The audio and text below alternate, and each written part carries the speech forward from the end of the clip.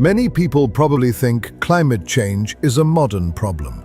But what if I told you humanity has lived through dramatic climate swings in the last 1,000 years alone? There clearly was a warm period. There's evidence from all around the globe that it was much warmer in the year 1000 than today. We still have not gotten as warm as it was then.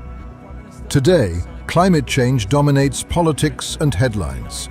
Climate change. Global temperatures are continued temperature records. More of this globally. Climate change driven by human activities. We imagine a world of heat waves, floods, and disaster. But just 50 years ago, it wasn't like this. In the 1970s, scientists were actually warning about the possibility of a new ice age. 1930s were very warm, and it was getting cooler until the 70s. And that's why they were saying, well, this is going to lead to an ice age. And they focused on that for a while. During the lifetime of our grandchildren, Arctic cold and perpetual snow could turn most of the inhabitable portions of our planet into a polar desert. The biggest mainstream media outlets ran science-based headlines such as, "The Cooling World." US scientist sees new ice age coming. Imagine that. Instead of fearing global warming, the world briefly feared everything freezing over. More than 1,000 climate scientists worldwide challenge the notion of a climate catastrophe and dispute the idea that CO2 is the sole driver of modern warming trends. To gain a deeper perspective on climate alarmism, we spoke with William Happer, a world-renowned physicist and professor emeritus at Princeton University. If you look over the last 10,000 years, since the end of the last glacial period, there have been many warmings and coolings similar to the one that we're in now. The climate is just famous for being unstable. But here's what most people don't know. Europe once went through a period of extraordinary warmth between 950 and 1250, called the Medieval Warm Period. Western Europe, Iceland, and even Greenland thrived. Crops flourished, populations grew, and yes, Vikings were farming parts of Greenland. Nobody was burning fossil fuels in the year 1200, 1300, when the poor Greenlanders were frozen out. They did some pretty good farming in the southern parts of Greenland in the year 1000, the year 1100, but before long it became just too cold to continue to do that. The warm period, as I understand, was followed by the Little Ice Age. Then, around 1300, everything changed. Europe and parts of North America experienced much harsher winters and colder summers. Famine struck countless communities. A period we now call the Little Ice Age.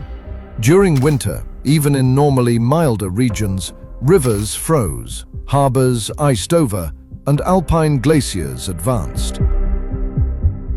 Artists of the era captured frozen canals filled with skaters and sleds. The River Thames? It froze at least 23 times, a phenomenon nearly unheard of before or after. The Earth is always either warming or cooling. It's a rare time when it's got stable temperature. We're in a warming phase now. But most of the warming is probably a natural recovery from the Little Ice Age, when it was much, much colder all over the world. And it began to warm up in the early 1800s. And it's continued to warm, not very fast. No one knows how long this will last. In the 1980s, climate change was still mostly an academic debate, with occasional news mentions. For years, scientists have theorized about the dangers of the so-called greenhouse effect, Research has uncovered facts to support that theory. But everything changed in the 1990s with one graph. The famous hockey stick by Michael Mann. Humans had supposedly pushed the planet into dangerous warming. Suddenly, the narrative shifted. We were in constant communication with the scientific. We're serious about confronting climate change. And save the future of our civilization. And avoid the very worst of climate change. School textbooks, news reports, and popular culture told the story. 1,000 years of stable temperatures, then a sharp man-made spike. One particular graph that is always talked about when climate is the issue is the famous Michael Mann hockey stick. The graph is phony, and what it shows is absolutely no change of temperature until the 20th century, when it shoots up like the blade of a hockey stick. So that's why it's called the hockey stick curve. So the long, flat part of the hockey stick is the unchanging temperature. Why don't most climate narratives talk about the last 1,000 years of extreme swings?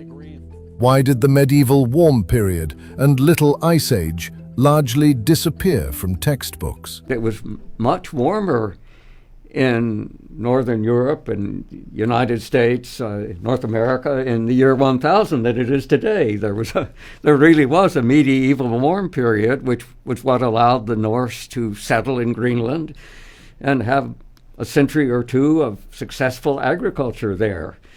It's never gotten that warm again since. It may happen, but the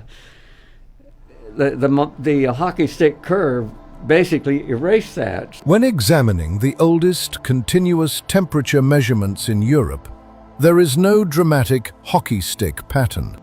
They continued to rewrite history, so what was history yesterday was not history today, But everyone seems to be buying this narrative that the science is settled and the earth is warming, we have to act now. Is also making it a subject that you cannot challenge. There's no room for any rational debate, and if you discuss it at all, you are now a climate change denier. Yeah. Which is like being an anti-vaxxer or, fill in the blank with whatever other horrible thing you could be called. Politicians are very attractive to this because it gives them power. Right. And it's hard to define. Yeah. And you can argue, and if you argue against it, you're a bad person.